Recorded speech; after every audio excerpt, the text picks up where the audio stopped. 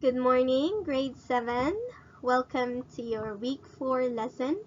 It's an active and passive. Now, before we start, I'd like to congratulate you for accomplishing your weeks 1, 2, and 3. So for this module, active and passive, you are expected to master the following competencies. The first one, you are to identify passive and active voice. The second one, change the statements in the active voice to the passive voice and vice versa. And then the last one, use the active and passive voice correctly and appropriately in writing. So let's go to our discussion on active and passive. So when we say voice of a verb, we are referring to the form of the verb that takes to indicate whether the subject performs or receives the action. Okay, now there are two voices of verb.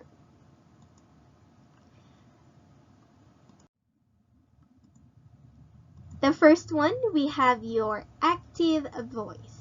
So when we say active voice, this is a sentence in which the subject performs the action.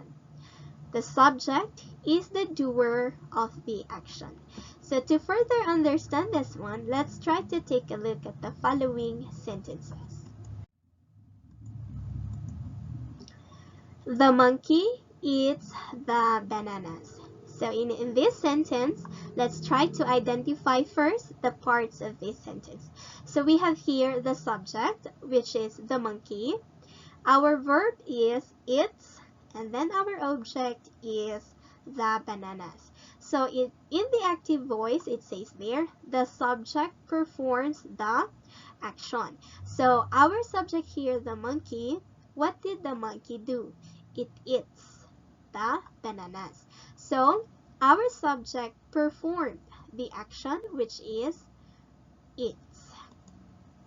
So who eats the bananas? It is the monkey, right? Which is our subject. So there, the subject, which is the monkey, performs the action, and then the action is eats. So what did the monkey do? Eats the bananas. So this time, let's try to have another example. So our sentence is, the cashier counted all the money. So again, first thing first, you need to identify the parts of the sentence. We have here the cashier, that's our subject, counted, that is the verb, and all the money, that is your object. So in the active voice, again it says there, the subject did, or the subject performs, the subject do, the subject does the verb in the sentence. So in our sentence, the cashier counted all the money. So who counted all the money? The cashier, which is our subject. So what did the cashier perform? What is the action being performed? It is counted. So in this sentence, it is in the active voice because our subject performed the action, which is counted. So that is the active voice. Let's have one last sentence for our active voice. So we have here the sentence, the dog chased the cat. So again, I need you to identify what is the subject, the verb, and the object. Okay, so in our sentence, who chased the cat? Definitely, that's the dog, which is our subject. And what did our dog do? What did it perform? It performs the action, which is chased. So this sentence is in the active voice. I hope that is clear. Now let's move on to our now before we go to our passive sentence, when do we use the active voice? So here, when do we use the active voice? first one, when we emphasize the doer of the action. If the doer of the action is important, then we use the active voice. And as you can see, it clearly states the relationship of the subject and then the verb. The subject does the action, which is the verb. Okay, so that's when we use the active voice. Now let's move to our passive voice. The second voice of the verb is your passive voice. So the passive voice, the subject receives the action. It means the subject is acted upon by the action. Now to further understand this one, let's try to take a look at the following sentences. The bananas were eaten. Now, I need you to note carefully the form of the passive sentence. In our active voice, we simply have the subject, the verb, the object, and the rest of the sentence. However, in our passive voice, we have here the following. This is actually one of the most notable features in which you can identify the passive sentence. So you have here the subject, the linking verb, the past participle, and then the by phrase. Now take a look. I enclosed the by phrase with a parenthesis. Why? Because this by phrase can actually be removed as part of the sentence.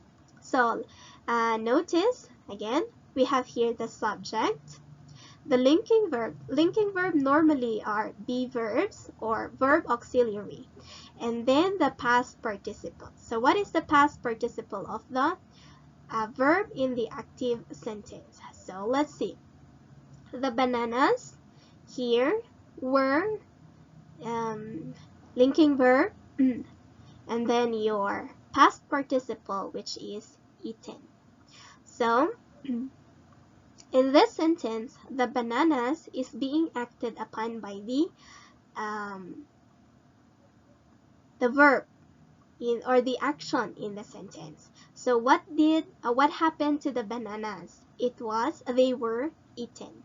So that's the passive voice of the verb. Let's try to take a look if we put the by phrase. So there we go. The bananas, that's our subject. What happened to them? They were eaten.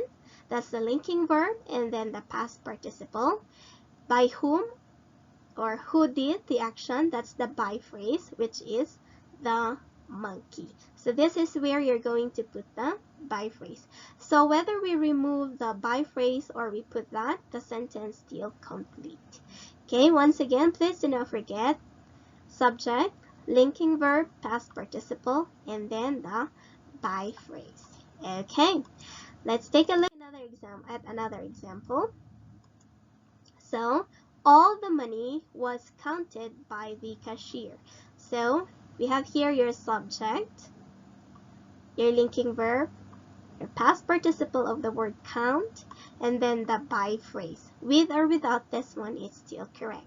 So in the passive voice, it says there, the subject is being acted upon by the action. So what does it mean? It means what happened to our subject?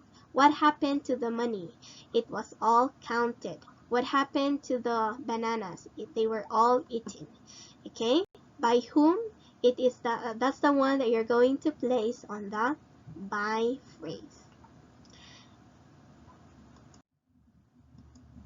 Okay, let's have this one. The squirrel was chased by the dog. The squirrel, that is your subject, was, that's your linking verb, chased, past participle, and then by the dog, the by phrase.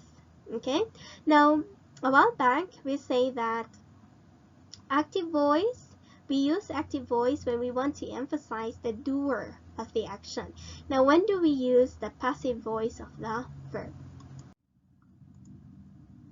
So when do we use passive voice? Number one, when the doer is less important or unimportant at all. So the receiver of the action is given more emphasis. So what happened to the subject, or what is the thing that is being acted upon, that's when we use the passive voice. Now, on your activity, I need you to identify whether the following sentences are in the active or the passive. And then let's see, when you're done, you can come back and let's check. So in number 1, it says there, Pochi mailed her letter to her aunt. Definitely, that is in the active voice. Number 2, the ballots have already been counted. That's passive. Colorful parrots live in the rainforest of El Nido, Palawan. That's active. Number 4, the man bought hamburgers for his wife and kids. Active. Number 5, that's passive. Number 6, that's active. Number 7, active. Number 8, passive. Number 9, that's our example, that's passive. Number 10, that's also passive. Number 11, passive. 12, active. 13, passive. 14, active. And 15, passive. So I hope you were able to get these things correctly. Please make sure that you have answered this one before you refer to this answer sheet. Okay? All right. Now, one of the most confusing things when we are talking about active and passive is the sentence transformation. So let's do it step by step. So when we say, the first one is how to change active into passive. All right. So number 1, very important, you need to label the parts of the sentence. Once you label the parts incorrectly, your transformation will also go wrong. Why? If you didn't get the object, definitely your subject will be wrong, right? So you need to label the parts of the sentences correctly. Let's see. The monkey eats the bananas. Again, label the parts of the sentence. Number 1, subject. Number 2, the second one, verb. And then the third one, bananas. So if you are able to identify the correct parts, you will not go wrong. Okay. Number 2, move the object to the position of the subject. Number 3, if the noun subject is plural or singular, then write the correct linking verb. Check the verb if it is in the present or the past. Write the past participle of the verb. You have to remember this one. And then the last one, include the by phrase, but that is optional. Now, how do we do this one? So please remember, if the direct object is singular and then the verb is in the present tense, our linking verb is.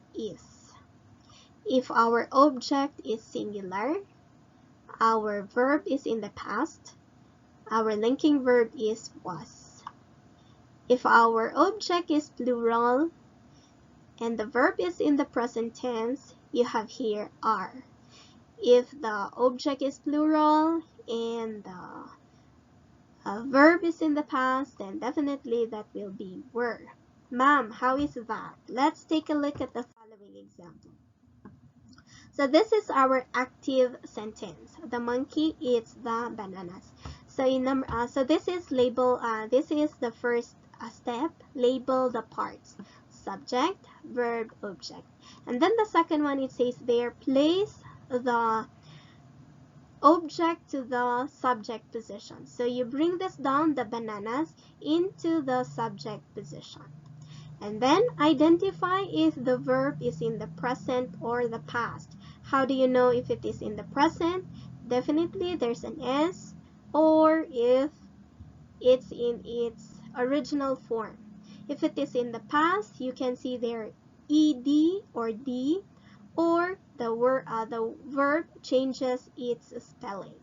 Okay?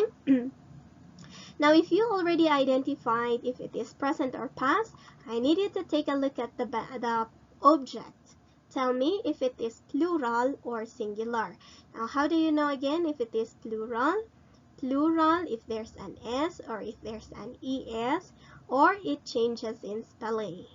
If it is singular, that's without S, without ES. So present, the verb is present, the object is plural. So what happens now? Now, what will be our linking verb? So, linking verb, you have here again, you put this one here, you put the object to the subject position, and then it's plural. The verb is in the present tense, so present and plural, that is the linking verb is are. After this one, you place the past participle of the word eat. So what is the past participle of eat? That is eaten. And then you can make use of the by phrase, or you can just remove that. So that's by the monkey. It's covered. That is the monkey. You just have to write the word by and then place the monkey. So as simple as that. Let's try to have another example.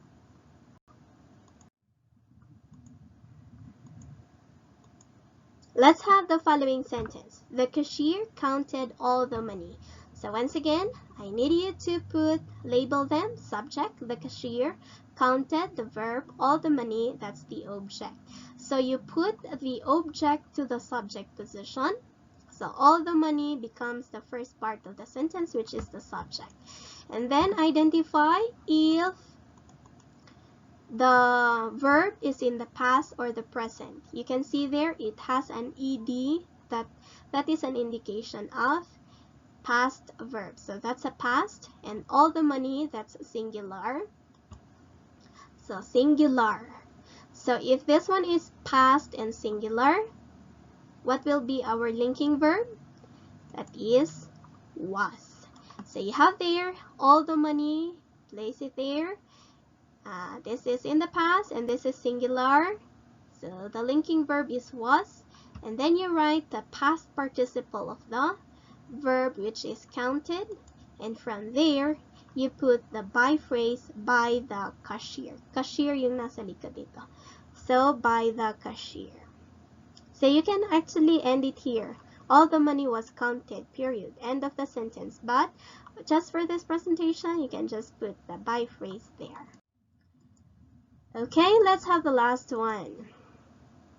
So again, identify, label, the dog, the subject, chased, that's the verb, the cat, that's the object, that's the object. So from here, you just have to place the cat, which is our direct object, you place it in the subject position. And then identify whether the chase, the verb here, is in the past or the present. So it's in the past because it ends with D. And then, if this is the past, take a look at the cat, if it is singular or not. Definitely that's a singular because it doesn't have there the an S form. So that's the cat. And then so, past and singular, your linking verb will definitely be was. And then we have here the past participle of the word chased. And then you write your by phrase, which is by the dog. Okay, so for this part, I'd like you to first identify the parts of each sentence, and then you follow the steps and then try to answer the following questions. Following statements, okay? Okay, so now let's move to the other form. We have here your passive to active sentence transformation. So first thing first, once again, we have to label the parts of the sentence. Now it's similar to the active sentence, however, you don't forget the form of the passive sentence. We have here the subject, linking verb plus past participle, and then the by phrase. So again, the parts of the passive sentence should include the subject, the linking verb plus the past participle, and then the by phrase. So when you're done labeling the sentences, take a look. Move the by phrase to the position of the subject, then drop the word by. Check if the noun subject is plural or singular. Check the verb if it is in the present or past. Write the correct form of the verb. So this is how it goes. Again, it says there, check the noun subject if it's a singular or plural. So singular or plural. And then if the verb is in the present or the past, and then that's when you're going to determine the form of the verb. So to further understand this one, let's try to have the following example. So in our sentence here, the bananas are eaten by the monkey. First, I need you to label subject, linking verb, past participle, by phrase. That should be the component of your passive sentence. Then, number 2, move the by phrase to the subject position, but remove the word by. So what is left only is the word the monkey. And then check if the linking verb is in the present or the past. And then check this one if it is singular or plural. So that's how you're going to determine the form of the verb in the active sentence. So how is that? Let's see. You're done with this one. So the monkey becomes your subject and it is singular. That's just one. Our linking verb is in the present. So what is the present singular of eaten? That becomes eats. And then the banana. The word the bananas, just place it here. It's covered by me, okay? But then that is the bananas. So that's how you're going to transform passive into active. Let's take another example. All the money was counted by the cashier. So first thing first, identify. Subject, all the money, linking verb was, counted, past participle, by phrase, by the cashier. So once you already identify that one, it's very easy.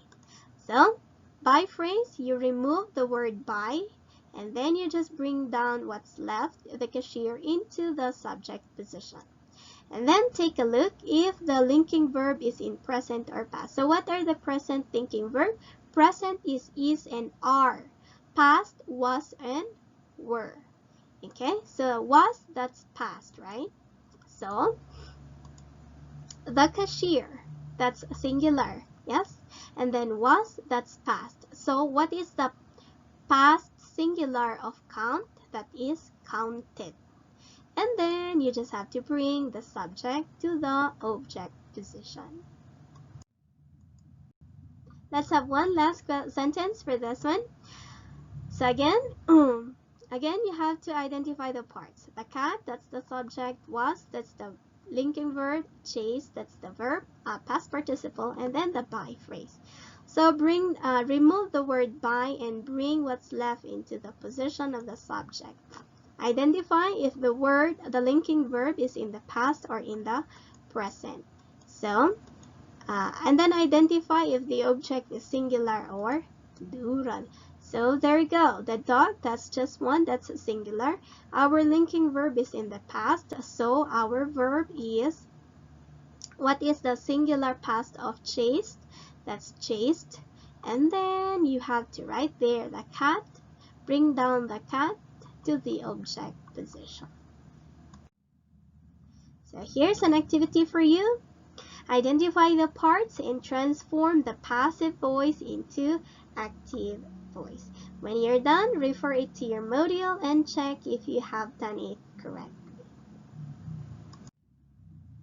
And then this is an independent task. I need you to write down the things that you need to do to improve your skills academically. You write 5 sentences in active voice and then 5 sentences in their passive voice. Okay, so that ends active and passive. Thank you and enjoy learning. See you next week. Bye bye.